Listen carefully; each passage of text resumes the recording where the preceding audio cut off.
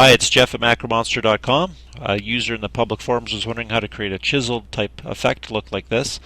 And so I hope you enjoy the journey with me to show you how I would do something like that. And this type of effect can be used for any type of font, so that gives it some flexibility for all kinds of different projects. So I've created something similar. It's all one single curve. And we're going to go to the effects menu in X5 or later and choose bevel. And I've got it open my Docker over here. So we're going to go ahead and hit apply and see what we've got. That looks pretty good. But what we want to do though is apply that type of effect to a new shape. So I'm just going to move a copy down like this, apply it to the copy, and ultimately we're going to be, let's just go, I'm going to go in here and pick a different color, see what happens there. And let's zoom in on that and see what we've got. Yeah, I think that'll be alright. So what we're going to do is really extract some of the difference between black and white on this other example. I'm thinking I'm going to try the converting this to a bitmap, grayscale 300. Let's go with that for now. And then go to the, I'm going to convert that to a 1-bit file now, so I can have some bit of control. By choosing the line art option, you see how it gets rid of all those intermediate gray shades?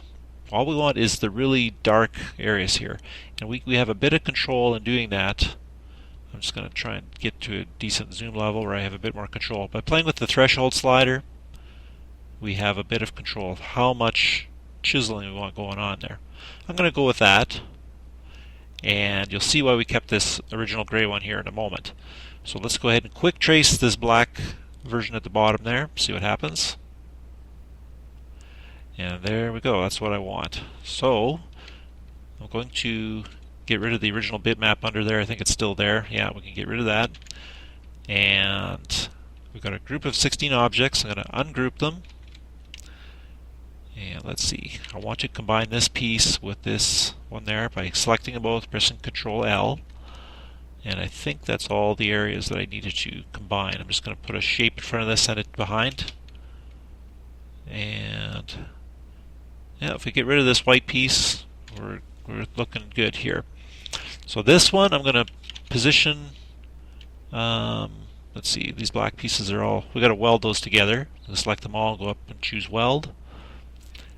I'm going to select the gray piece, Shift select the black one, press C and E to position it. We can get rid of this red piece. And if this look in its own right, it's not too bad, but what the goal here is we're going to zoom in on it, and I'm going to add an outline. Let's see what 2 points looks like. And left click on white there, so we can kind of see we're getting there. Now if we want to,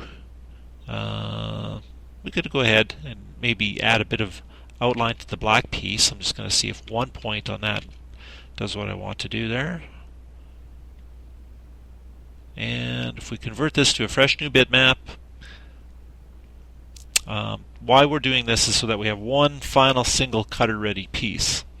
Or, let me just think, I'm just thinking about this here. What if we were to just simply convert this outline to curves by pressing Control Shift Q and welding all of this together. I'm just going to select all this, weld it, and see what we got. Oh, it glitched out on me there. And that's that piece, that piece. See, sometimes doing this isn't really reliable. Welding shapes to other shapes, especially if things are getting complex. So what we're going to do is, now that we've got something, and this is a good thing to know, once you get something that looks the way you want, sometimes what you need to do is convert it to a bitmap, and then just simply Corel trace that. It's a good little tip to know, especially if you're dealing with complex situations.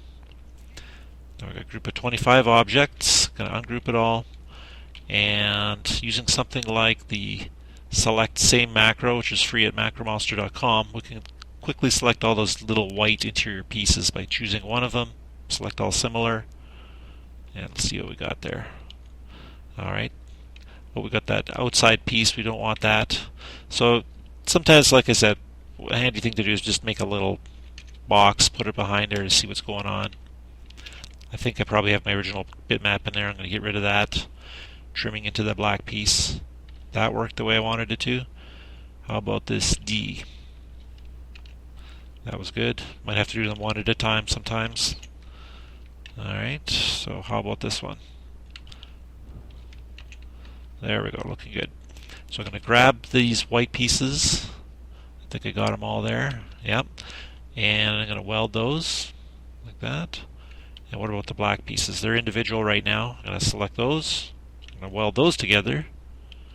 And now by combining the white piece with that black piece, Control L, it's given me something that's cutter ready.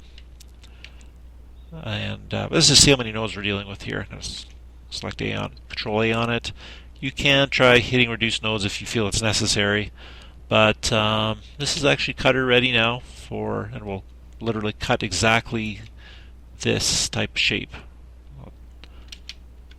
That's a pretty thick outline on there, but and then you just weed out the interior pieces to ultimately get something that looks like that against a colored background.